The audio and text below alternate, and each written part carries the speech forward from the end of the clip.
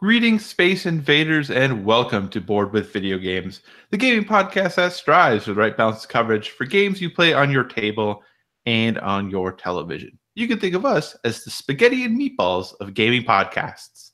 We're a proud member of the PSVG Podcast Network. I am one of your hosts, Kyle, and joining me on this co-op adventure, the guy whose meatballs never roll off the table, Josh. How are you doing this evening? Doing very well. I'm home relatively early for me. So it's nice. Now I'm like, what do I do with my free time? Do I go to bed early? Do I play a game? That's what's on my mind right now. The answer is we record a podcast. That is what we do. Afterwards.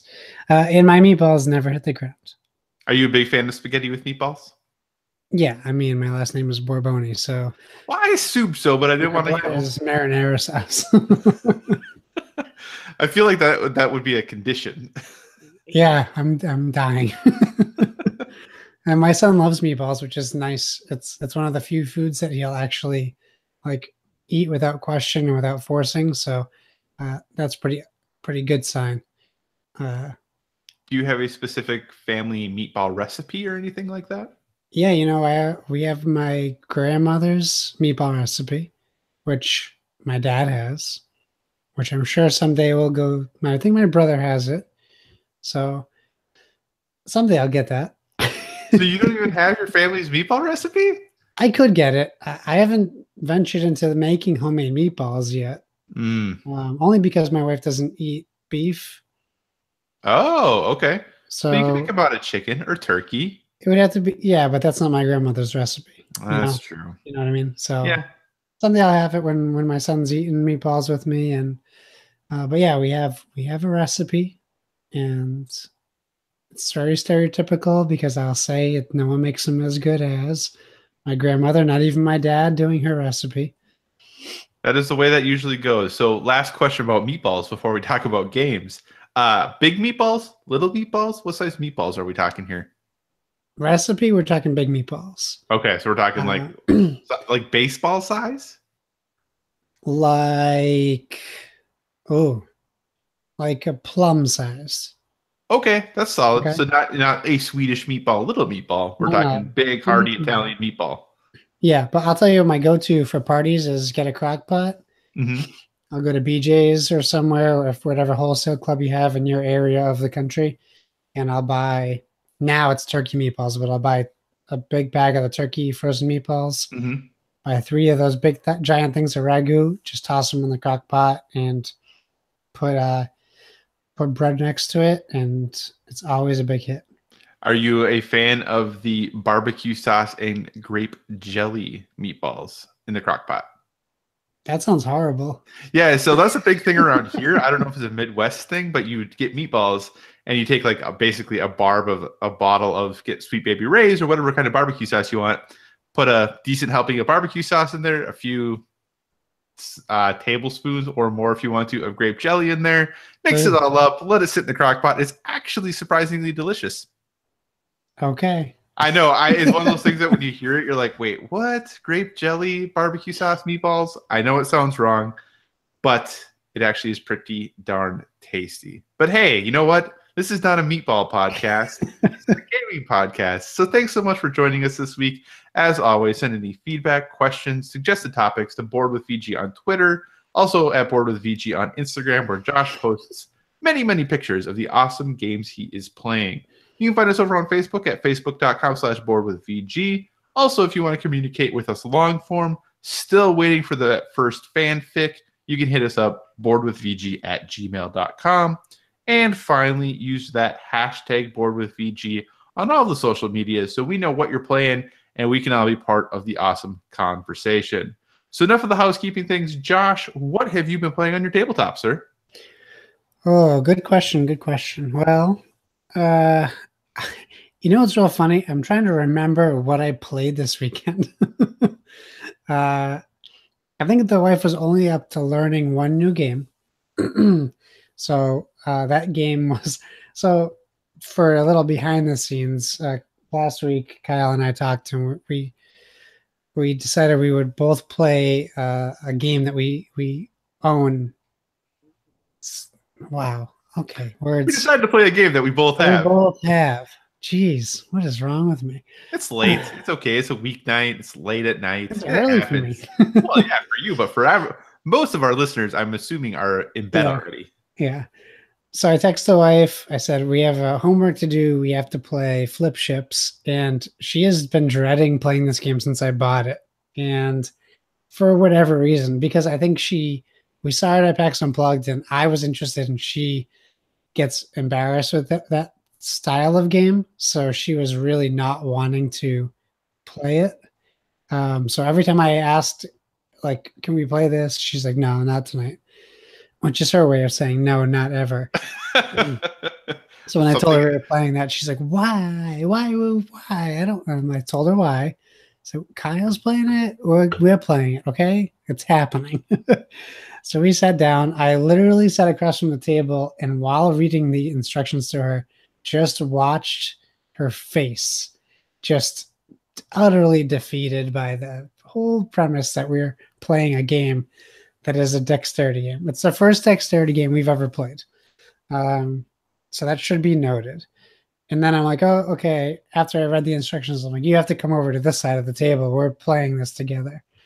I think that helped a little bit, and once we got going, I wouldn't say she warmed to it, but she didn't hate it as much as at first. And, this is one of those games that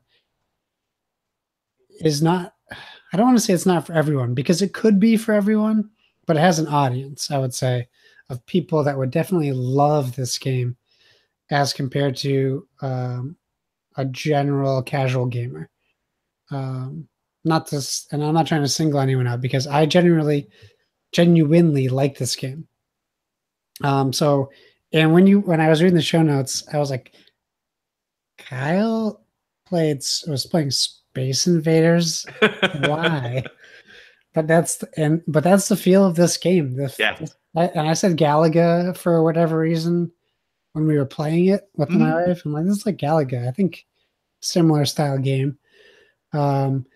You are technically, depending on how many people play, a fleet of ships. We were a duo of ships that had a fleet at our disposal, but not all the time. And what you're doing is you're setting up a board, which we had just the correct amount of space on the table, our little fold-up table we use in the living room now. Mm-hmm. And what you're doing is you're setting up we'll call it a field that you'll be playing in. Starts with Earth's. Well, is it Earth? I assumed it was Earth, I guess. A planet's atmosphere, yeah. And it goes out into space to where you will reach a mothership, which is attacking you with smaller minion ships. And your goal in this game is to literally take icons representing your ships. You have 3 different levels of ships that have different abilities, which are random. So each game you might have different abilities. And you have stages 1, 2, and 3. So 1 is your weaker of the ships or your lesser ability of the ships. 2 and then 3, but 2 and 3 are harder to get. In a 2-player game, we played on the training level, which gave us all of our stage 1 ships. Mm-hmm. But depending on the difficulty, you won't get all of them right away. I think you get, or maybe a player count, one of the two. Yeah, changes. I think player count changes that. I think with a 2-player game, you always start with all 3 of your. Okay, so player count will change that. And what you're doing is you're literally taking the token that symbolizes your ship and either putting it on the edge of your table or on a launch pad, which is just a wooden block that I messed up putting the stickers on, of course. I did too. Okay, good. I like when I was taking one of the stickers off, I like ripped it like really badly. And I was like, I didn't rip anything. I just didn't put them on evenly. Gotcha. And the book doesn't really give you great instructions. It just says construct your launch pad. Mm-hmm. Like, give me something. Like it did. It gave you 4 stickers. Yeah. So and then you would flip it off that launch pad from a corner, I believe, if you have more room on the table, whatever the case may be. I did terribly the first few times we did it. But what you're trying to do is flip your ship onto the enemy ships or into the mothership.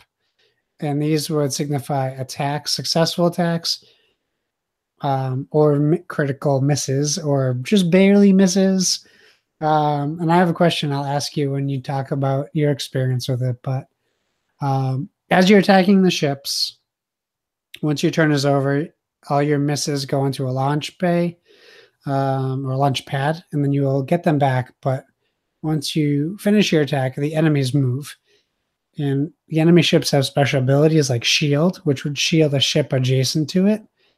Some of them have are stronger, so they require 2 hits to take out. And they also have movement. And if they move forward and there's a ship in front of them, it pushes the ship in front of them closer to you. Once a ship lands in your atmosphere, it will assign damage to your planet or your home base or whatever you want to call it. And you start at 20, and once you're down to 0, game over. So I'll let you talk a little bit because you're going to talk about it, I believe, and and then maybe we can go back and forth on that. Yeah. So when I told my wife we're going to play this, she actually reacted very similarly to your wife. My wife does not like dexterity games. The only other one we really played a lot or multiple times was Flick 'em Up, and she does not like that game at all. So I was like, hey, we're going to play this game. It's called Flip Ships. And I was kind of explaining what was going on. Instantly, she was like, but I was like, well, it's cooperative. And then she was like, oh, okay, this might be okay. As one side note, did you notice the box says Flip Ships, no matter whether it's right side up or upside down? Yeah, I took my pictures. I did one of each side of the box. Small but cool little thing. But anyway, so we played it. And I will say, I love this game, but I am horrible at this game. I am so bad at it. Like, I didn't think trying to flick this little disc off the edge of my table onto these ships would be so hard. Yeah. But I'm really not very good at it. I really struggle. So we have only played the easiest base level. And that is one thing I really enjoy about the game, is that no matter whether you're playing with 2, 3, or 4 people, it gives you different difficulty levels, both from the number of ships you have to destroy, as well as the amount of damage you need to do to the motherships. You can really fluctuate the difficulty the more you play this game and the better you get at it. I truly do believe this is a game, the more you play and the more you get a feel for it, you'll get better for it. It's not necessarily like a Euro game where you start learning the strategies. It's just that flipping these discs is a lot harder than you'd think it would be, especially to get them to go where you want to. Yeah. So we have only played on the easiest level. But yeah, like you said, you're going ahead, you're flipping the discs out there, you're trying to, take advantage of your special abilities and kind of just working your way through the process. I posted a picture on our Twitter of a game that we lost. One thing to note, we did not destroy all of the enemy ships because in the last round, once you get 6 ships or less, they all become basically kamikazes and dive bomb your city. We did eliminate all but one of them. So we actually, I think you start with 25 enemy ships in the easiest level. So we did eliminate 24 of the 25. The last one did its damage to us. And it's kind of this little weird give and take, because when you start with your 3 base ships, the only way you unlock your better ships is by taking damage. You have to get hit some in order to unlock. Once you lose, I think it's 5 points and get down to 15, you unlock your first 2nd level ship that has a more powerful special ability with it. And that was really kind of an interesting thing to manage about, okay, do we want to try to take all these ships out? Do we want to let them hit us a little bit so we can get these better ships? Or how do we pick which ones we're going to have let hit us? And there's a lot of strategy in there, since you're taking out a random number of cards every time. So you have, the deck is far more than the 25 cards that you are playing for that game. So you don't necessarily know what you're going to get. They get placed out in a random order. They might push or might not push the ships around them. They might shield the ships around them as well. So there's a lot more strategy in this game than I expected there to be. But I will say, not once in the entire time we've played this game have I ever gotten a ship in the mothership. Not one time. We haven't.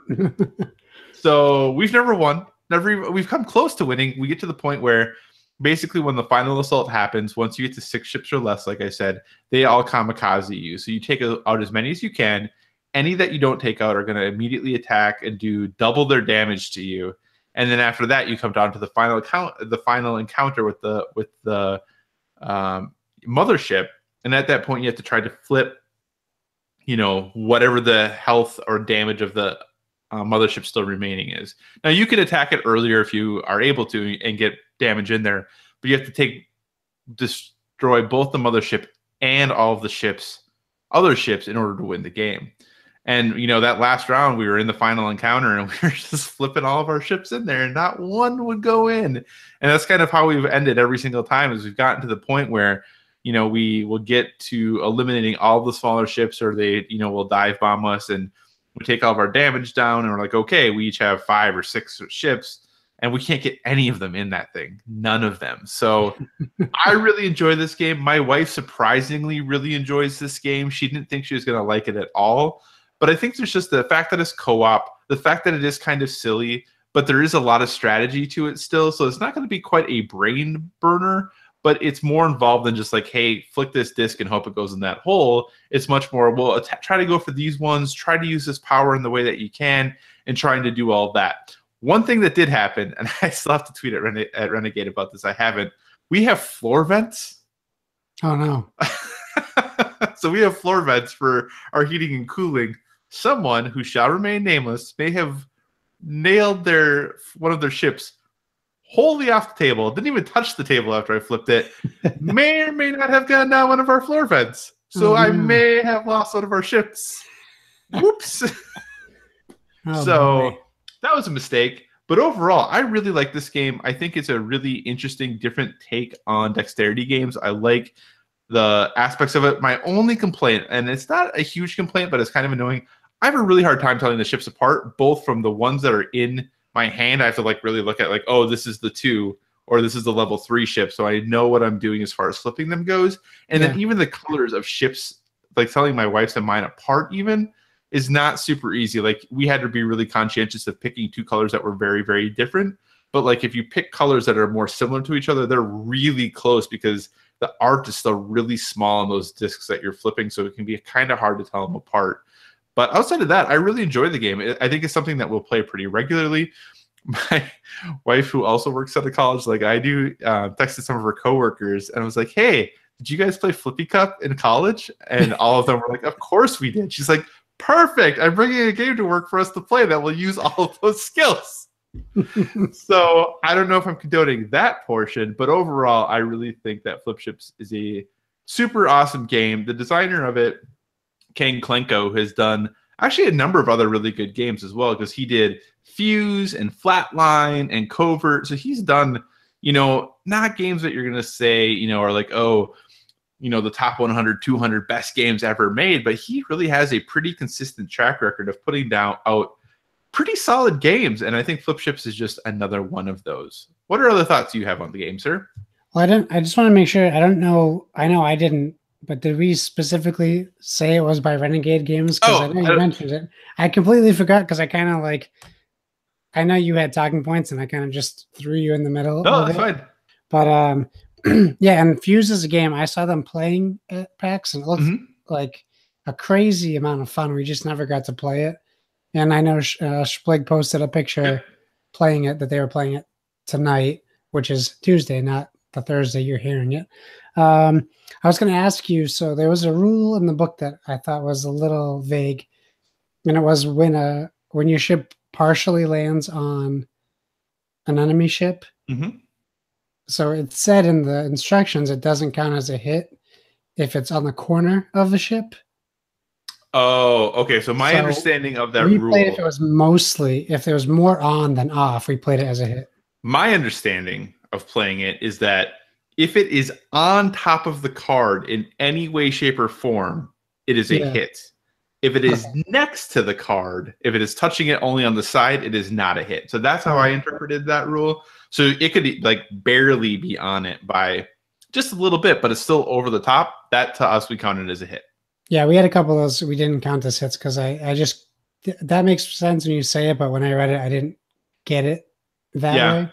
Yep. And then the other thing I would say was if you don't get those ships off the board fast, that escalates. We died very quickly. We would just gaining ships, and we're like, we're not going to get to use these ships.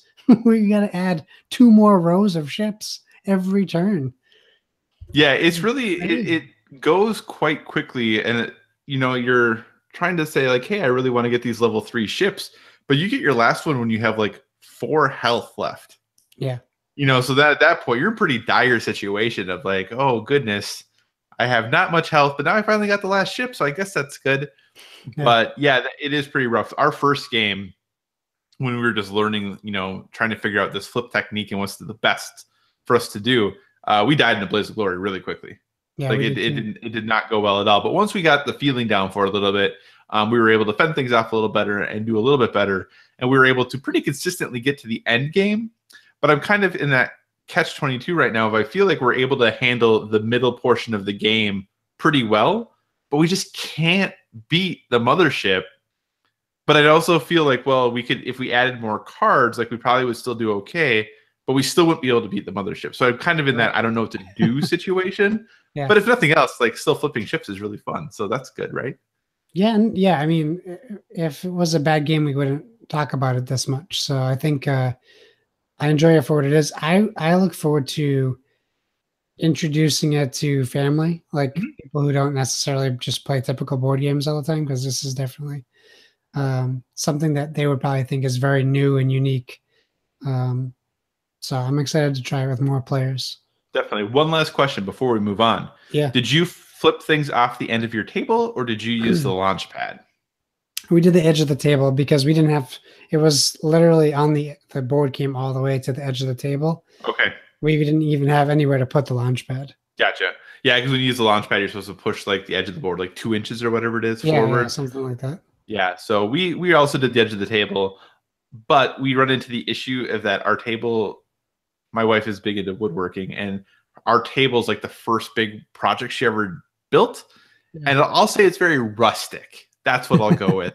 So it's not always super even. And it actually was built and designed that way to be a rustic table where it has imperfections. But then we realized as we were playing a whole bunch of board games that maybe wasn't the best plan. So we ran into a few issues with that. But yeah, I think it is kind of interesting because when you're playing with the edge of the table, you have to like squat down. So you're like getting like lower than your tables and you're trying to like flip. It is kind of a interesting thing to do, especially if you had a group. I think it would make the game quite a bit of fun because you are putting yourself in really kind of awkward and odd positions to try to figure out how am I best going to flip this ship to the place I want it to go. Yeah, for sure. So how do you recommend, you would say? If it sounds interesting to you, I would say it's definitely worth the pickup. If you're a one style type of gamer, I mean, maybe try it at a friend's house first. But if you're looking like, if you're like the two of us, where we're very explorative with our gameplay and we have all these different styles of games, or I've never played Flick 'em Up, but games like that, or like Maple Circus, games that are unique and different, I would say, yeah, definitely. I'm looking forward to playing it more. Awesome. Well, hey, sir, that's it for board games. What video games have you been playing? So I continue my Dad of War quest. How many hours would you say you're in if you had to guess? Does the PlayStation app let you know? No, not really. And that's a bummer of that. And there's no in-game clock on it either. Oh, really? Okay. Yeah, there's no in-game clock in God of War, so I have no idea how long it took me to. Jeez. I don't know. I'm going to guess 10 to 20 hours. It's a pretty large window. It's hard to tell. I haven't, it's so hard for me to find time right now to play it that I don't even like clock if I played for 40 minutes or 2 hours and 40 minutes. Like, right. I finally got to and completed the spoiler quest that was shown on Clueless Gamer. So I'm not that far in the game, I don't think, at least based on the possibilities of what's left in the story. Right. I gotta say though, the polish is wearing off for me. Like that shiny new exterior that I thought of God of War. Mm-hmm. I talked about it a little bit on the OT that I was on, the PSVG's the OT over the weekend. I mean, I still like the game, but it's not where I was when I first started. Hmm. Um, which is fine. It could still get me back into it very quickly because I just got to a part that was very intriguing to me where I was um where I was hanging on a ledge listening to three people talk. I know where you are. Oh, okay. That's just where you got to? Well, I got past that, but that's Okay. like that part really kind of got me more intrigued Okay. to the game. Okay. Like I was getting a little. I'll say this for God of War,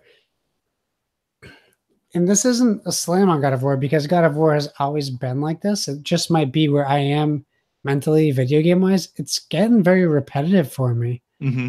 Um, but that's like it's not a knock on the game because that's what I know God of War is to a certain extent. Right. Um, it's just not holding it's not grabbing my attention, and maybe it's because my time is so limited. But Hmm. I don't want to sound like a hypocrite either because Far Cry 5, a lot of that stuff could be perceived as repetitive as well. I just didn't view it as that while I was doing it Hmm. because everything I did was in Far Cry, even if it was puzzly or repetitive, everything I did progressed the story Hmm. in one manner or the other. I didn't stop and do the fishing games. I didn't stop and do the hunting stuff. Everything I was doing kept progressing the story. So that might be why, and that's like the last big game I played before God of War. How far past that point are you? I mean, I think the game's been out long enough. I went back to we'll call her the Witch of the Woods for Hmm. storyline tales. I Yeah. went back to her, and then my interaction with her ended, and then I saved it after the next legitimate spot you would stop to save something. Okay. So here's what I will say. And again, obviously, I'm a huge fan of the game. We Oh know wait, that. no, sorry, I blew the horn. Perfect. So here's what I will say. When I got to the point that you were talking about where you're hanging on a wall Yeah, listening to yeah. some people talk, right before I got to that point, I was like, is this all this game is going to be? After that point, and a few things happened, you've kind of talked about this other thing. I started to enjoy the game more again as I went on because of specific new characters that are introduced. Okay, So that is what I will say. So, like I cool. said, maybe you won't fall in love with it. For me, it was more the story than anything that kind of drug me forward and really was that through line for me. Yeah, I liked the action. I thought the action and the combat was really fun, and I thought it was neat and cool and figuring out like who is going to be my God of War and what kind of how was I going to approach battles. But yeah, for me, it was story, and specifically because of introductions of characters that have recently happened for you. The more those characters are fleshed out and kind of pushing things forward, I've enjoyed the game more and more as it went on from that point, and even probably more than I had prior to that point. okay. I mean, I'm still enjoying the story for Mhm. sure. I just think that from my experience with it, it's been too sparse. Like I expected the way the story started at the beginning of the game. Mhm. It kind of lost that beat. But if if it starts to pick up, I hope so. I do enjoy the new dialogue I'm getting And constantly. and that's the thing I think that's really helpful is that will happen. That constant dialogue basically happens the entire rest of the game. Okay, yeah, So I which is figure because it's constantly pushing the story forward. yeah, Yep. because that stays with you. I'm assuming. Mhm. Yeah. Okay. So I mean, I'm still looking forward to playing it. So that being said, yeah, God of War is the game. I think I missed the whole Infinity Gauntlet Fortnite thing. I think it's Yeah, I done. think it's done now. I missed it too. And I'm supposed to be doing this Fortnite thing for the Xbox Quests, and I completely slept on the whole Infinity Gauntlet thing. I will say, I mean, Mother's Day had a big part of it. Mhm. And I became an uncle Congratulations. on Thursday, first time uncle. So that has been all crazy and awesome. Thank you. I appreciate that. So that's been nuts. So we get a little Landon, who I call Lando. So we get a Lando in the Mm. family, uh, which I think is cool. My brother doesn't listen to this, but who Landon is that? Is that a? a cart name because I feel like Landon's like a name from like the 60s. Really? Landon? I think that's pretty recent, a pretty modern name. I don't think I've ever met anyone with the name Landon. I know multiple Landons. Okay. Maybe it's regional.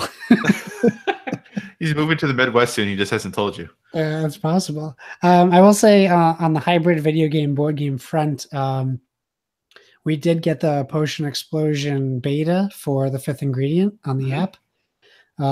Funny enough, my wife and I both got invited to the beta today. We went to play, and it was blocked behind a paywall. And Interesting. So I didn't know why. But it let you do a tutorial, and basically it adds, I think, 6 professors. Oh wow! Okay. A new ingredient, which is the ghost ingredient, and it totally redoes the whole UI for the game on phones. Changes the whole look. It looks really cool. I didn't post a picture on Instagram because I didn't know if I was allowed to. Oh, right. But I did post it in a public room in Discord, so hopefully I don't get in trouble. No big deal. Whatever. But I emailed them, and they emailed back pretty quickly, and they were like, "Oh, today's the last day of the beta." And we had an issue with the mobile app that was blocking the content, but on the PC it's free. And I'm like, well, why did you let us into the beta on the last day of the beta? That is interesting. That's very interesting. Well, if we buy it, am I going to have any issues? Like if we just flat out buy the DLC? And he goes, oh, I wouldn't do that because we don't really know if it'll affect you. We just wait until the expansion comes out. And he was like, don't worry, it won't be too long. I'm like, all right. But now my regular app, A Potion Explosion, shows it took over the whole app, so it shows the beta logo. Oh, okay. I don't even have like the regular. But I would say, like, I think Kevin Austin got a little sick of the game. I would say if you have Potion Explosion, the app, and got a little bored of it, this is going to totally rejuvenate it. Even from the tutorial I played, it makes me want to go back and play it a bunch now. So that's the interesting thing about board game apps is that since you can play the game so much more than you typically would in person, I feel like burnout happens with board games and apps more than it would in just playing the board game as a board game.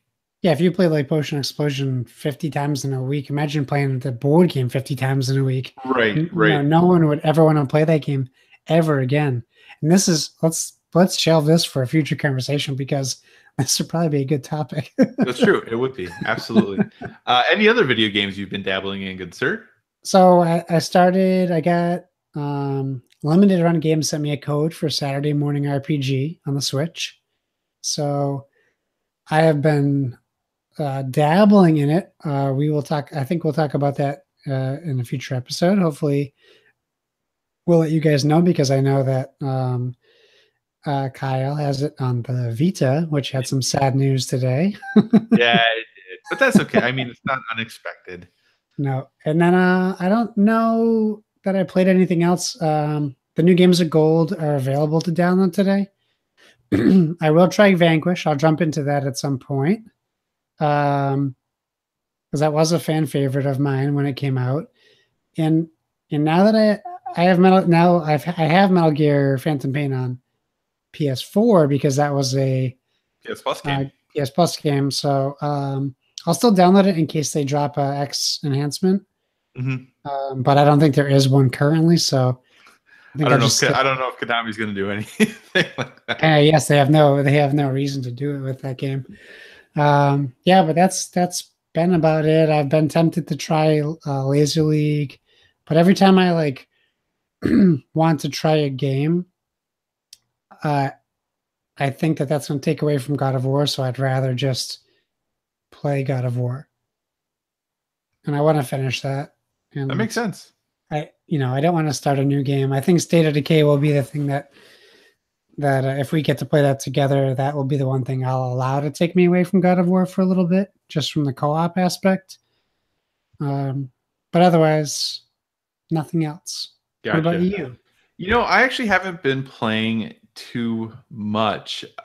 I've been really busy for the last actually 2 weeks or so. Things have just been really crazy. Work's been really busy. So it's been really hard to get in any gaming time. I have been playing Saturday Morning RPG, like you mentioned. I bought it years and years, I shouldn't say years and years ago, a while ago on Vita, Switch 0.5, I guess we'll call it. Instead of calling the Switch Vita 2.0, which would be fine too. So I was playing that there. I've been playing that there. I'm enjoying it so far, but like I said, we'll talk about that more in probably next week, once we've both had a chance to get a little more into it. Still playing Overwatch. That's kind of the game that I'm always jumping back into. They recently released a new patch with some updates to mostly Hanzo, who is cuckoo bananas good right now. He is so good that it's really interesting.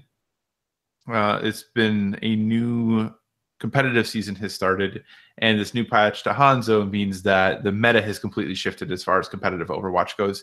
It used to be dive comp all the time. Now you're seeing a lot more triple support with a Hanzo and Rhine and Zarya, and that's kind of the best quote-unquote comp that you see people running right now. But almost anything is playable. You can play almost anything right now, and it's going to be okay. So, which is really interesting and really different compared to what the best comp used to be. So still playing that. Really looking forward to the anniversary event coming up soon. Excited that they're going to do a free-for-all death match as a competitive playlist for a while, as a limited time competitive playlist. So I'll probably jump into that and have a really, really bad rank, because I'm really bad at deathmatch because I don't play DPS characters very often. I'm the person who plays support almost all the time. So I probably will do really poorly, but hey, that'll be fun. I did jump on to Xbox because I was going to try to finish up Far Cry 5, as I promised you that I would. And I had to do this big update, and then I had an update for one of the games, and my internet, I don't know if it was my internet or my Xbox, but it was taking forever. Like, I don't know what the deal was, but the update was just taking a really long time. So I wouldn't play more Overwatch instead. My intent was to jump back into Far Cry 5 because I do want to finish it. I am going to jump on actually after we're done recording and download Vanquish, because I do want to play that again. But I promised myself I'm going to finish Far Cry 5 before. I was going to say before State of Decay 2 comes out, but that's right around the corner here. Hopefully before that. Tuesday, right? I think so, yeah. Yeah, because I think if you buy the expensive edition, you can start playing Friday. Yeah. So, yeah, I'm going to jump in and download Vanquish because I do enjoy that game. But finishing Far Cry 5 is most important on the docket. But hey, next week we'll probably be able to talk about maybe State of Decay. Probably not, but maybe. That'd be nice. And then, Detroit's right around the corner for me, at least, and then probably for you too, because I'm sure I'll get it digitally. So, hey, those are other games that are coming in the future. So overall, video games for us are pretty slow right now. But like I said, look forward next week. Hopefully, we'll be talking about Saturday Morning RPG, which, early impression, the game isn't a looker, but it's more fun than I think it should be. It's a good nostalgia grab. Absolutely. So, hey, that's what we've been playing this week. As always, we'd love to hear what you're playing. So feel free to head over to, if you go to the PSVG's main account, the Discord that we have is pinned there on Twitter. So go check out @PSVG, check out that pinned tweet, jump into the Discord, have these conversations with us every day. The Discord today on Tuesday the 15th boy, it was a mess. Was off the charts. I was at work and I was trying to get all this work done, and all of these messages were just going crazy. So we do have some pretty lively conversations over there. Sometimes people who just stop in for the first time are like, do these people like each other? We really do. We just have very passionate people that are in that Discord, and we have really passionate discussions about all things gaming related. Some maybe not super important, but we still really like talking about them. And sometimes people are wrong. Except me. I'm never wrong. Okay. Anyway, so topic of the show. Last week, you may have remember we talked about the Dice Tower Awards. Well, it's that time of year in gaming, especially board gaming, which is going to be the focus still tonight, is that many organizations are announcing their awards for the games that came out last year. So first off, the Spiel des Jahres announced their nominees for 20, I guess technically 18 award nominees, which usually cover the games that came out the year before. So the games that they have nominated, they have 3 categories basically that Spiel talks about. The main category of the Spiel des Jahres is usually going to be more of like a family weight game. There's the Kinderspiel, which is going to be more of your Euro style or heavier games. And then there's the Kinderspiel, which is going to typically be for games that are focused for kids. So I don't want to say family for that last category, just because for the general Spiel, they tend to be lighter weight games. You're usually not going to get a lot of brain burners in the general Spiel des Jahres category. So this year's nominees for the Spiel des Jahres are Azul, The Mind, and Luxor. For the Kennerspiel, they are, oh boy, why did I give myself these ones? Here we go. Quaxalberg von Quedlinburg, Ganz Schongcleaver, and Heaven and Ale. Thank you, Heaven and Ale, for being one of the 3 games. So those are the Kennerspiel nominees again. Die Quaxelberg von Quedlinburg, Ganz Schongleaver, and Heaven and Ale. And then for the Kinderspiel, we have Emojito, Dragon's Breath, and Panic Mansion. Yes, I'm not going to do I'm not going to do the German version of that game. So those are the nominees. Let's just talk about that very briefly. So we're not necessarily going to go ahead and pick winners. It's Funkelschatz. Yes, it is. Come on. It is Funkelschatz is Dragon's Breath. But anyway. Okay, thank you. Yes, no problem. Back to talking about the actual nominees themselves, specifically mostly looking at the Spiel to start. Azul, The Mind, and Luxor. What are your thoughts on those nominees? Is that kind of what you expected? Are you surprised? What are you kind of thinking when you read through these, sir? I think I'm always surprised by the Spiel nominees because they're so varied. Mm-hmm. I don't know how they I don't know how they narrow it down. I know Luxor is a German release right now only, so I don't have too much info. Dice Tower just got their copy of it on their unboxing. They unboxed it today. So I'm sure I'll see something soon. But it looks pretty heavy for the category it's in. Yeah. So it looks like a pretty intense game. But Queen Games does games pretty similar to that. I've heard so much about The Mind that it's mind-boggling. Right. But I watched someone talk about it, and it seems terrible. So I think it's something I have to play. Because everyone who says they played it, like they fell in love with it. But it's like it's a math game. Yeah. With numbers, and everything about that terrifies me.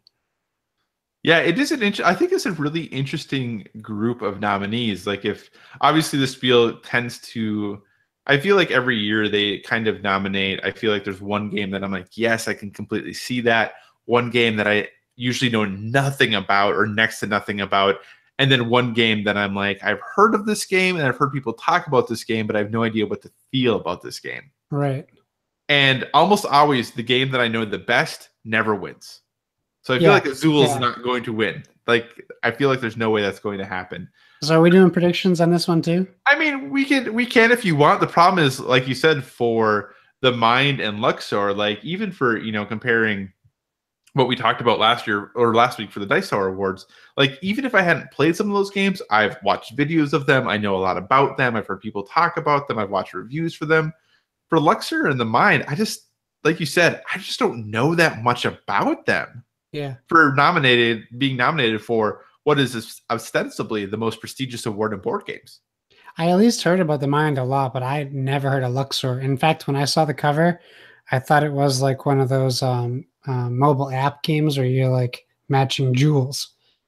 Yeah, I was either that or it was one of the ones where it's like find these things in the room where you have to that's the kind of what the cover looks like. So I don't feel confident at all in making any predictions as far as this. Okay, we'll skip predictions then. Okay, and then obviously for like this, I said the Kennerspiel, Heaven and Ale is the only one of the 3 games I know anything about. Yeah, are you kind of in the same boat as far as that goes? Yeah, I mean, I love the name Quacksalber. Yeah, that is pretty cool. But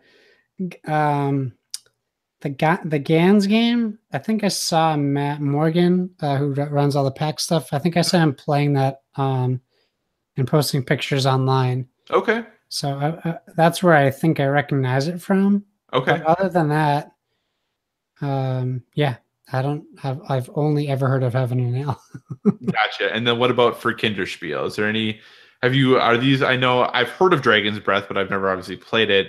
Panic Mansion and Emojito. What did you hear of? Funkle Shots. Okay, thank you. Yes, Funkle Shots I have heard of. But Panic Mansion and Emojito, I don't think those are not jumping out at me as games that I think I've really heard of. No, but Panic mentions about Blue Orange, so they get a pretty good track record with Spiel. They do. That is true. And well, and Haba does Funkle Yeah. Shots. So Absolutely. So I guess they're all from good. They're 2 out of 3 are from publishers I know and that I know are good. So, yeah, it's just another for people that listen to this. They're probably like, "What the heck are you guys talking about?" Yeah. So if you're not familiar, obviously the Spiel des Jahres is kind of the biggest award in gaming. It is the one that, typically the games that win that go on. I don't want to say always to become evergreen games, but they usually go on to sell very, very well. They tend to be kind of the games that you're supposed to be easily able to recommend to folks. And there's some contention, they don't always pick the right game per se. One other thing that is happening though is that they announced they're giving a special award to Pandemic Legacy Season 2. Really? Yeah, so they're doing just a special. I can't remember the name of the award itself, but they are giving a special award to Pandemic Legacy Season 2. So that's kind of cool. A game that maybe is not going to fare as well in, I think, some of the other game awards. It's kind of cool to see them recognizing, the work that has gone in from Matt Leacock and really trying to design those long-term, those games that you're going to play multiple times and get that good legacy idea out there. So that's cool. Like I said, I don't know a ton about why they're giving them the award because the press releases that I had seen were still all in German. Yeah. But I do know that, like I said, they are going to give them a special award. So that's kind of cool. Nice. What are the awards you're going to talk about, good sir? So we have announced the 2018 Origins Award nominees. The award nominees for Origins aren't necessarily done by Origins themselves. It's actually picked from the Academy of Adventure Gaming, Arts, and Design, which sounds like someplace I need to know where it is and go there or be part of it. We're trying to get on Dice Tower. We should probably try getting into the Academy of Adventure Gaming, Art, and Design. Right. So they're presented for outstanding games in the hobby industry. There's 8 categories. There's a lot of nominees in these categories, though. Yeah, there are. So there's a plain old board games category. And I'm going to tell you these names. And there were some surprises in here for me. So for the nominees for board games, we have The Captain is Dead, Dice Forge, Gloomhaven, The Godfather, Corleone's Empire, Great Western Trail, Lorenzo Il Magnifico, Near and Far, Pandemic Legacy Season 2, Raiders of the North Sea, TAC, a beautiful game. That's in the title. I'm not calling it a beautiful game. Sagrada, and Santorini. So you said there's some surprises in there for you. What are the surprises in that group? Not that it's a bad game, but I was very surprised to see The Captain is Dead on that list. I could see that. I played it. It was good, minus the guy mansplaining. Alpha becoming the alpha to my wife, like at the table. Oh, I was gonna say, can you be mansplained too? Is that a thing that can happen? I think so. No, he played the alpha. We were playing our own game and he came in and asked to join in, and then he ruined our game. Unfortunately. Yeah, I mean, and TAC, Raiders of the North Sea, those are just games we haven't seen on lists before. Right. So not that they don't deserve to be on the list. I was just surprised to see them. Because I think at this point, when we start seeing like top sellers and all these things, these are games that haven't necessarily been in those lists. Absolutely. So I'm trying to remember, is The Captain is Dead, is that the game that has the really unique graphic design? I would say, I don't know necessarily. You're in a ship and the ship is color coded by rooms. Okay. And you are also color coded characters. Someone is the second in command, someone's the engineer, and you're being invaded by aliens. Okay. Because I'm thinking of it's like really like bright and colorful Yeah. and like sci-fi, but everything is really vibrant. Is that the game? Am I thinking of the right game here? Maybe. Okay. Well, I Is the guess it's not really artwork, important. if I say the artwork is sharp, does that make sense to you? Yeah, so like it's really angular, like bodies Yeah. and stuff. Okay, yeah, then I think I am thinking of the same Yeah, game. that's the Okay. game. Do you want me to keep going? Do you want to talk about these? Well, do you have who do you think? So Origins, obviously, not the Dice Tower. That Yeah. sometimes the Origins Awards folks think that maybe don't hold as much weight as we would like them to, or maybe don't always, I don't want to say pick the right games, but that they don't always have the track record of picking games that seem like they should be the ones that would win the categories. Right. So when you look at this group, are there games specifically you feel are missing? Do you feel like this is a good representation of the games of the last year? How do you feel about it? I feel good. I think that I'm surprised photosynthesis didn't make it on there, at least not on this list. Right. After playing Sagrada, we played Sagrada again over the weekend.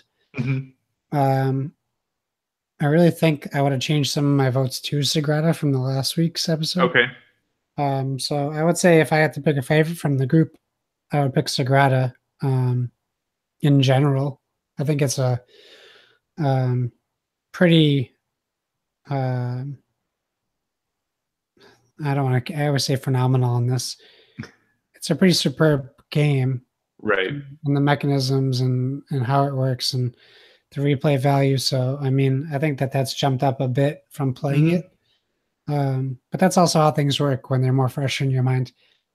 Right. I think the only one for me when I look at this that I would kind of expect to be there that isn't is maybe Azul. Yeah, for sure. Yeah. But otherwise, overall, when I look at that list, it's a pretty, I think they have encompassed a really diverse group of styles of games because there are other, obviously, categories that happen. But when you look at something like Dice Forge and Gloomhaven and Near and Far and Sagrada and Santorini, like if you put those into a group, like that's a pretty eclectic mix of games right there. If you just, say, hey, like stylistically, what of these do you want to play? Yeah. I think it's a really interesting category overall. And I think for the most part, most of those games are quality and it is a unique grouping of games. So I think they, for the most part, like I said, other than maybe Azul, seems like a good nominee list. Yeah, I really want to play Raiders of the North Sea. I really need to pick that up and Agreed. Just get it over with. Agreed. In the best way possible, not in the way it sounds. Right. All right, so let's move on to card games. So we have 10 nominees for card games.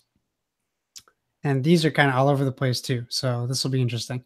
So 5 Minute Dungeon, Aeon's End, Custom Heroes, Ex Libris or Ex Libris, however we decided to say it, The Fox in the Forest, Hero Realms, Honshu, Jump Drive, The Lost Expedition, and One Deck Dungeon.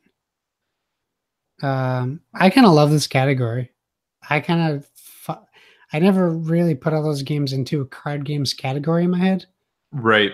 But I kind of love these kind of games. These are great, like 2-player games, like easy to pick up games. Absolutely. Except for Aeon's End. I don't think that's an easy to pick up game, but I mean, I'll let you talk mostly on it, but I mean, Fox in the Forest says it all for me personally. Yeah, I mean, I love Fox in the Forest. I think folks know that. And I talked about that pretty extensively bore.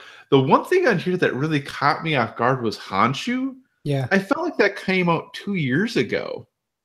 I think it's a reprint. Didn't like Renegade buy it this year or last year?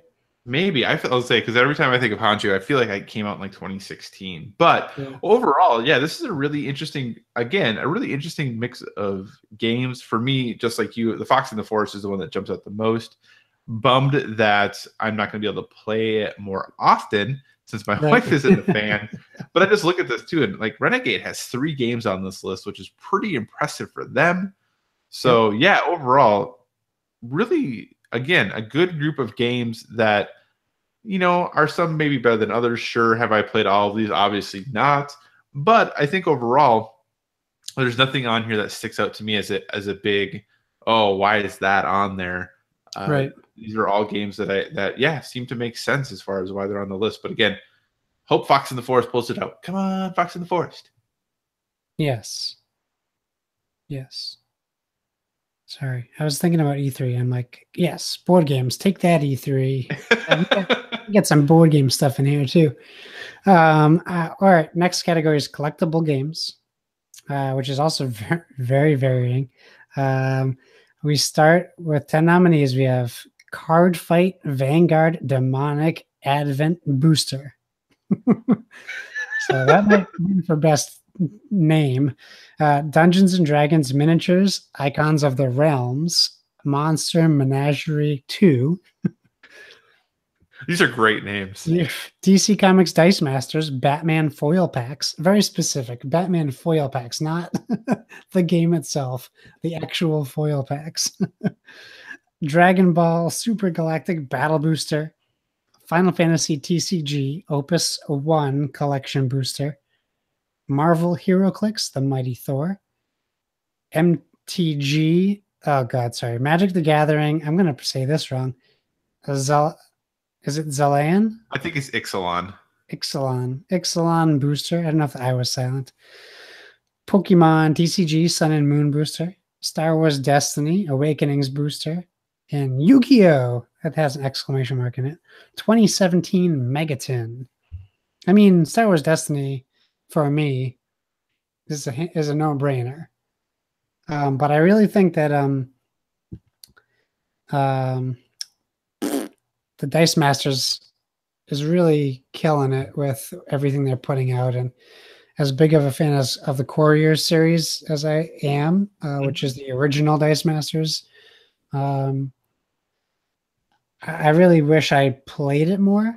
Mm-hmm. Like, my wife and I had the best intentions to play it, and we just never did. So I gifted them all to Kevin Austin. So I'm hoping he's getting some playtime out of it. But I'm a really big fan of Star Wars Destiny. So that's what I would say. What do you think? Do you have any insight on any of these collectible games? I really don't. I got specifically out of the collectible games because of the amount of money I spent on them. Yeah. But I didn't even know the Final Fantasy TCG was a thing. Yeah, I've seen it at the hobby store a lot. And now I am looking at it being like, should I buy some of this? Probably no. But I think that's the interesting thing when, especially about board games, but really when you get into these collectible games, and I think the same thing is true for miniatures games as well. There are entire communities that even though we play a lot of games, I'm like, I have never heard of this before. Yeah. And I don't think that's completely unreasonable. There's like a Resident Evil TCG I didn't know about until way after it came out. Right. So, yeah.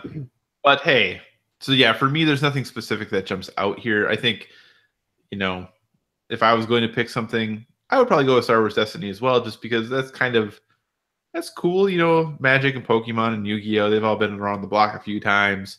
So Dungeons and Dragons obviously has been around forever. Dice Masters has been doing their things for a few years now. So yeah, let's go with Star Wars Destiny. That seems pretty sweet. Cool. I like that sound of that.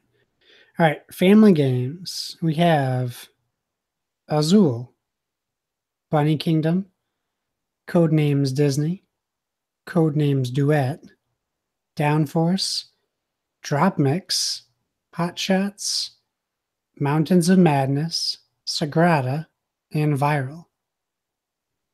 What say you? Well, my heart really wants to go for Drop Mix because I really like Drop Mix a lot. I think it fits in the family games category, though. That's what I think is an unusual place for it to be, but I'm glad it's there. I'm glad it's getting some recognition and some love. Yeah, for sure. I think that, again, pretty much I think it's a little interesting that you have multiple versions of Codenames in the category. Yeah. And, we have Azul being represented here, Sagrada again. Viral, I think, is interesting, but I think also kind of a long shot as far as potentially winning goes. Viral is very good. It is very good. It is very good. I just don't think it necessarily has the same pull or name recognition, or it doesn't seem to be as hot, if you would, as some of these other games are. Yeah. I think it's going to come down to one of the Codenames games. But yeah, like I said, my heart goes out for Drop Mix. I really hope it can steal a win here. I think that would, if nothing else, make it feel good before it stops being good anymore. which I hope doesn't happen. But nobody seems to be talking about it, which is very sad to me. Yeah. I mean, I would argue Codenames Duet doesn't belong in there because it's not a family game. Yeah, because it is only for 2 people. That's reasonable. I think it's going to be between Azul and Sagrada. Probably. But I really want to play Bunny Kingdom. I've heard great things. Yeah. So that's on my list also. And I have Mountains of Madness, and I'm excited to play it, but it has a Cthulhu theme, so I'm surprised it's also in family games. Yeah, stretch the things a little bit as best you can. Yeah, maybe they need to come up with a like a party game category. Mm-hmm. All right, next we move into a category I have no business talking about, and that here's my question. Yeah. Do we really have any business talking about the last 3 categories? No, we should skip them all. I think we could just say what they are, maybe, but probably not. We can skip all of them, I think. Yeah, I think so too. All right, the last 4 categories are miniatures. Sorry if you're interested in miniatures. Just we can't intelligently speak on it, so we don't want to waste your time. Same for all you role-playing game fans, because that's the next category, a role-playing game. Though I think it's interesting that My Little Pony Tales of I can never say their little world. Equestria. I think thank you, Equestria. I think it's really interesting that My Little Pony is in there. I'll tell you right now, Starfinder's going to win just because of the big, huge, groundbreaking whatever this thing is, which is basically Pathfinder in space, right? I believe so, yes. Okay. Role-playing supplement, enthralling category, and game accessories, which I think is the most hilarious of the categories. But then that's how you get Smirking Dragon tablecloths. Yeah, and Broken Tokens. Probably great tablecloth. Yeah, Broken Token Terraforming Mars Organizer. I might end up buying that because I have Terraforming Mars now. So there you go. So yeah, those are all of our Origins categories. Yeah, so like we said, the Dice Tower does their awards. Obviously, the Spiel, the Jahres does theirs. Origins will have theirs, and these are all things that, for the game designers, are cool. It's a nice way to get recognized by different groups within the industry, and for many of them, will help drive some sales and some interest, and really help people raise awareness of some of those specific games that the industry is recognizing as being the cream of the crop, if you would. Yes. But it's something that maybe wasn't the cream of the crop news. Another bit of Origins news. Origins recently announced their guests of honor, which will be at their convention, which is now down to Eric Lang, Kenneth St. Andre, Tony Steele, and Mike Elliott. And I say down to because it had been 5, but after some pushback, Origins rescinded the offer to Larry Correia. Now, I don't necessarily want to talk about the controversy surrounding Larry Correia, and I'll be honest, I'm not knowledgeable enough to speak intelligently about it, but needless to say, there is some controversy out there about him. But what I do want to talk about is that when I saw that there was some controversy and some pushback, I Googled Larry Correia, and I was able to identify, this might be potentially a controversial person to pick as a guest of honor. So my real question is, Josh, I don't know who this gentleman is. I don't think you knew who he is. He's an author, if you were curious. I didn't know who he was. Yeah, I didn't know who he was either. I do now. Right.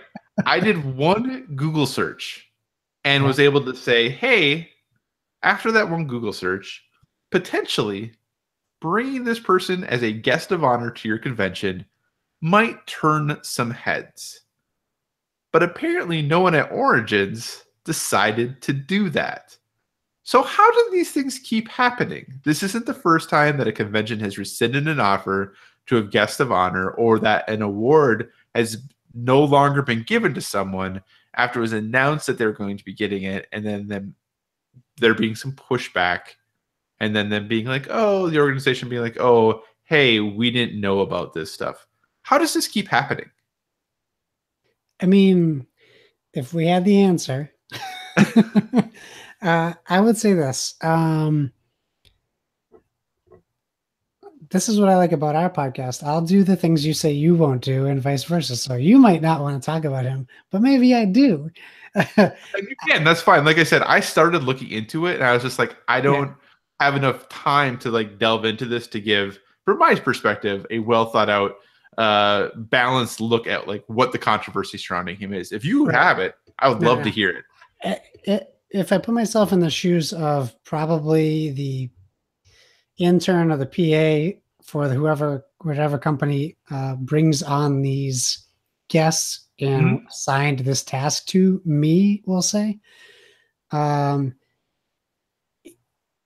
if you did any research, which they should have done, and then they should have also had someone else do more research after someone came with the idea for this person who, so I'm not going to slander him. If you do any research on him, there's lots to see about what he has written and what he has said. And you can tell whether, so this is what I'll say before I finish that thought. I don't think it's fair that Origins canceled him as a guest of honor, because they should have done the footwork. They should have done their research. Now, doing your research, you would see that this gentleman is a very toxic person. And it would seem like he likes to surround himself in controversy when there isn't necessarily any there or is perceived differently. So, looking at his convention history should be an immediate red flag. Never have this person at a convention. If you do a little bit more reading and see his interaction with George R.R. Martin, who is trying to be a very sensible sounding board, you would say, okay, this person has angered lots of people. Someone we probably shouldn't have at our convention. So, having said that, and I got sucked way down the rabbit hole today. I did a lot of reading about Larry. I'm not trying to judge him because I don't know him, but I can only judge him based on his words and what he has personally said. And that would be enough for me not to book him for a convention, especially one where you're trying to get a bigger audience every year. It would be critical in the bad way to your convention. It could hurt you tremendously. So, yeah, if you don't do your research, you're bringing it upon yourself. This should also reflect negatively on Origins because it's bad press. It's bad PR. It would be like having Charlie Sheen at a convention now and people go, oh, I thought he was great in Hot Shots. I had I had no idea what he was up to. Like, that's on you. Like, you invite Charlie Sheen to an 80s nostalgia convention and you didn't know what he was up to in the 2000s. That's not Charlie Sheen's fault. He's just living his life. He's a toxic person. You don't want him around. But he goes, oh, I'm going to get paid to do something. You might be crushing him. Like, maybe Larry's just sitting around writing his next book, which he has a big following for. Mm-hmm. And for crying out loud, it's called Monster Hunter. It's like just the name alone, you get a whole new audience in there. He could have just been sitting around being bummed that he hasn't been going to conventions and gets this, I'm going to be a guest of honor. That's awesome. That might have lifted his spirits up. That might have made his day, week, month, year. That is totally unfair for them to do what they did. It's not his fault that Josh Baloney didn't do his research before inviting him. So are you saying then that Origins should have just said, our bad, we'll do a better job in the future, but we've already extended this offer, so we are not going to rescind it? They should have, yeah. I mean, they shouldn't even address it. We have this guy coming. He's a guest of honor.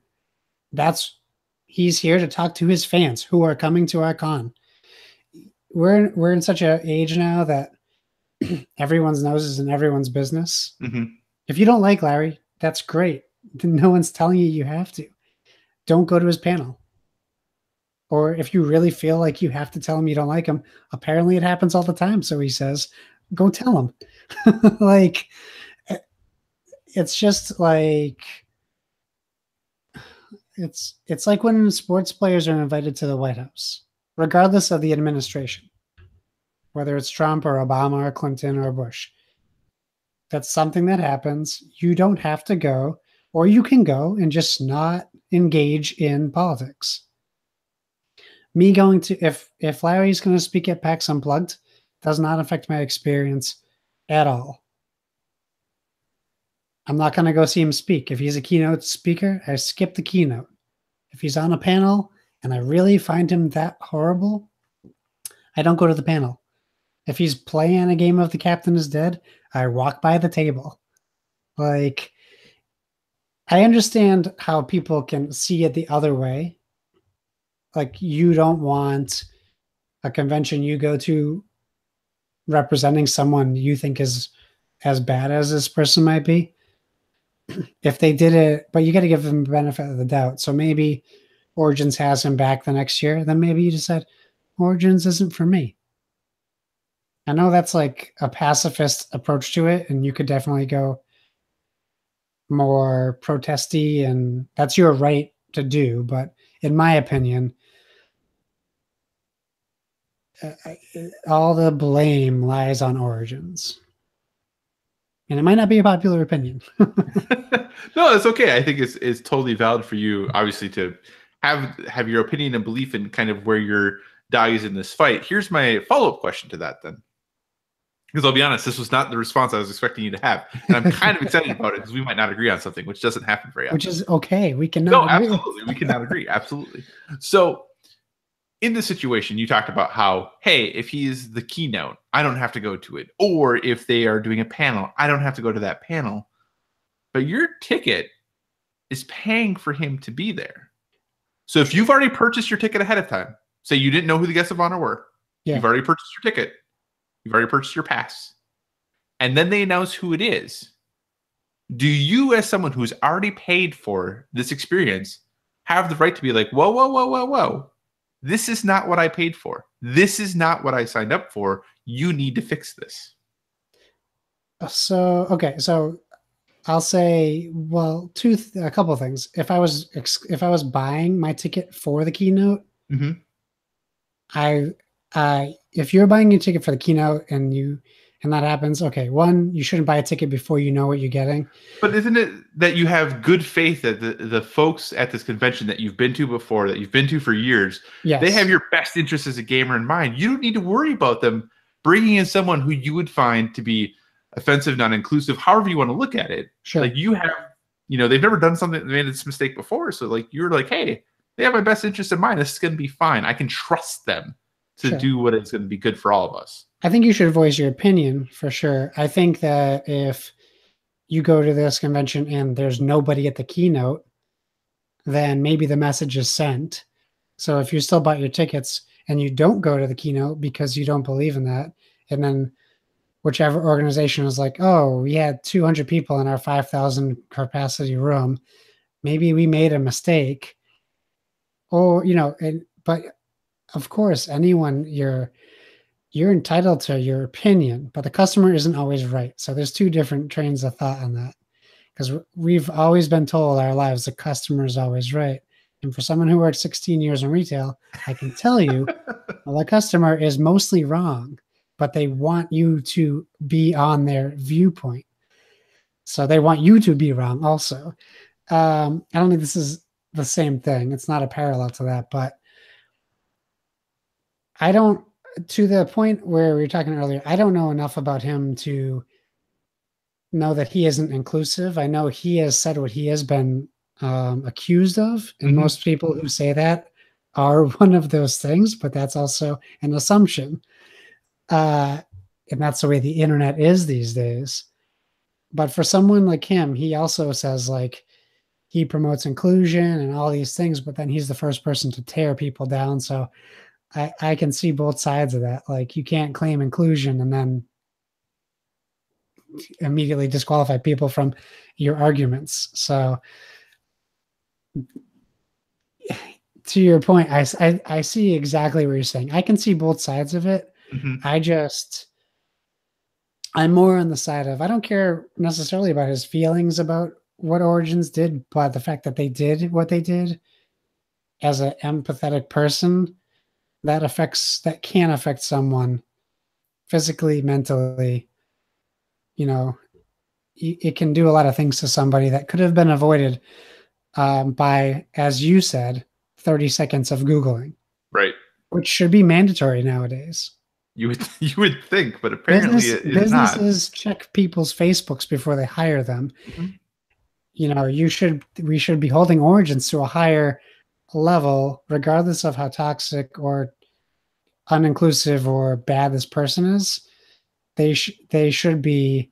You're paying them a lot of money to do that research to counter your ticket sale point. Like they should be doing what you're paying them to do also. Right.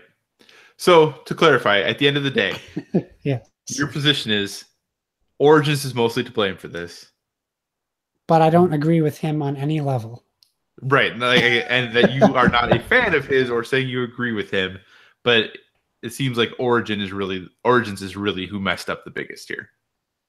Yes, and you know what? It wouldn't have been too much of them to issue an apology. That's not alienating any fans.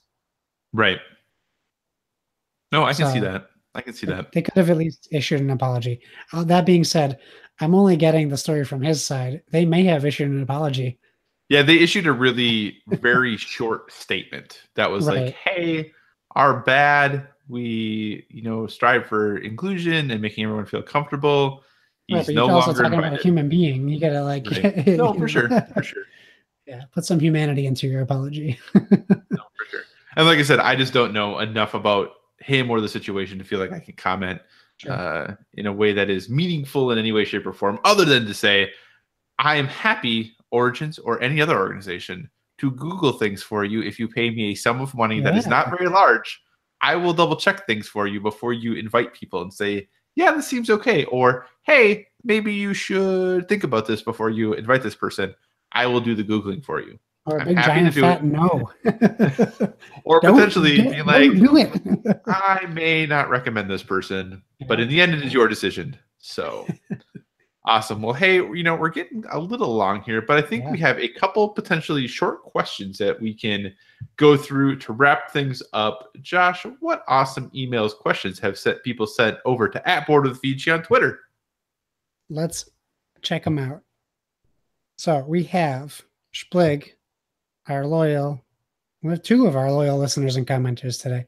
So Splig says, or asks, what are some go-to games? I'm just messing with them. Fix that, Twitter speak. What are some go-to games you just relax with that make it to the table / floor? Thank you, Splig. Often. For us, it's Patchwork, but Seven Wonders Duel may creep into the rotation. I was very happy to see Splig playing Seven Wonders Duel.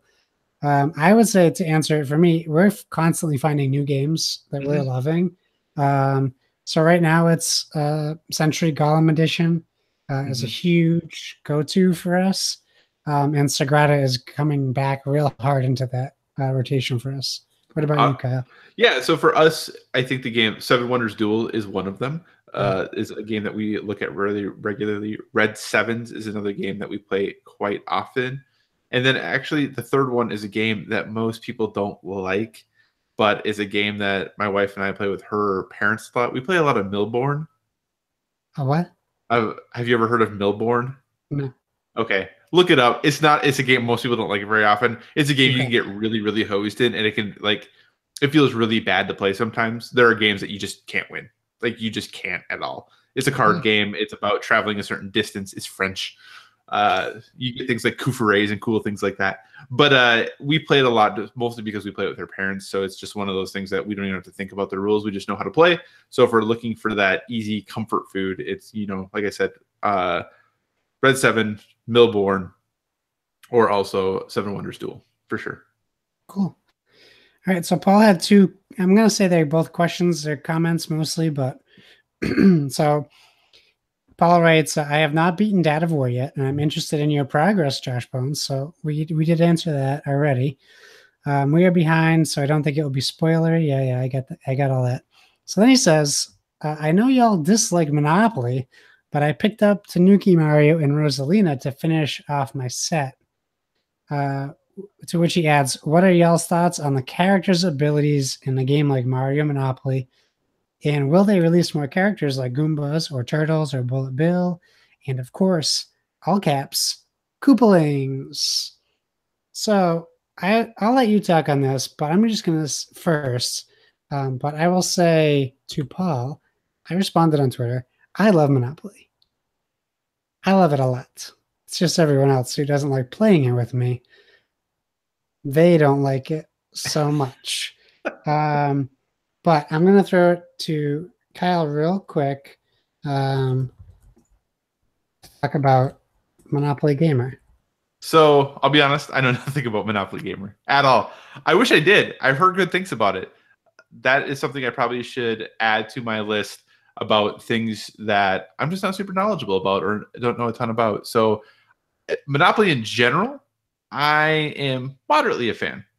The only thing I don't like about Monopoly is how long it takes to finish the game. That's my one big downfall as far as Monopoly goes in general. But Monopoly Gamer, I've heard good things about. I hear that it's a version that people are really enjoying, and it seems like you're enjoying. So maybe I will add it to my list to pick up the next time I am at my probably my local GameStop. I will see if I can throw Monopoly Gamer on the list because I hear people talk about it. I hear people make these references about like abilities and powers, all things which I'm not aware of that have happened in Monopoly before. So I guess I'm gonna have to add it to my list, and I'm gonna have to make it a game that I make a point in playing. As always, everyone, we really appreciate when you reach up to us. Is there some news? Reach out to us, reach out to us. Is there some news you want us to talk about? Is there things that you think are important for us to cover? Did you hear a comment one day that you were like, hey, I really wonder what the Board with VG guys think about that? Let us know. Send us a tweet over on Twitter at Board with VG, or feel free to talk to us over on the Instagram if you want to. Or like I said earlier, head over to Discord and join the PSVG Discord group. We'd be happy to talk to you there.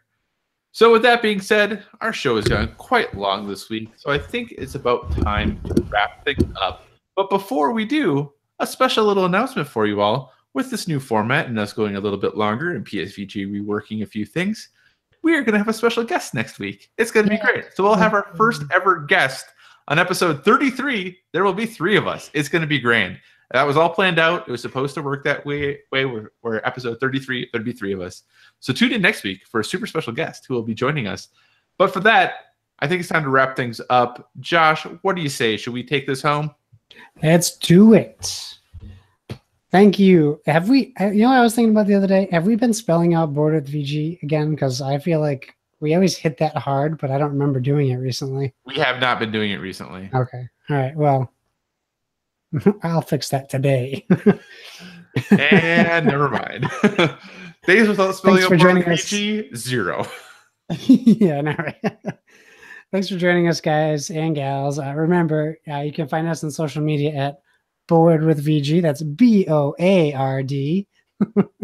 And use the hashtag Board with VG. That's BOARD with VG.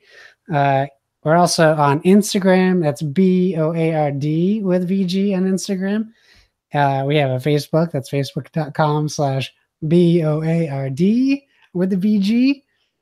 Same with our Gmail. I mean, you guys know it by now, right? That's BOARD with VG@gmail.com. Oh, are we going long? Oh, yeah. I think I'm going to get a bill this month is how long we're going.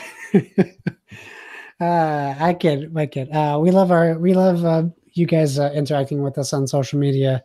We love all the pictures that you guys are sending. And we love to hear about your wins and your losses and your frustrations. And we love sharing ours. So keep on checking in with us. I'm still waiting for some messages from our list last week. I guess you guys don't want free stuff. So I'm not going to keep asking. I don't want to necessarily spend money. Instead of plugs for me, I'm just going to say the day you're listening to this, PAX Unplugged tickets go on sale. I don't know what to expect, but I expect an increase at least. And it took them a little while to sell out of 3-day passes. I'm going to guess they sell quickly. this time around. But if you guys get your PAX Unplugged tickets, let us know. Let us know on Twitter, Instagram, whatever, and let's meet up because at least half of us, maybe all of us, will be there. So I'm greatly looking forward to it. And now that you know where I'll be, Kyle, where can they find you currently? Well, you can find me on all of the things: Twitter, Instagram, PlayStation Network, Xbox Live, Board Game Geek, all at Cyclocross, CYCOCROSS. As always, if you have any suggestions for future topics, reach out to us on the social media. Let us know what you want us to talk about. We really appreciate you all listening this week. And as always, everyone, whether it be board games or video games, never stop gaming.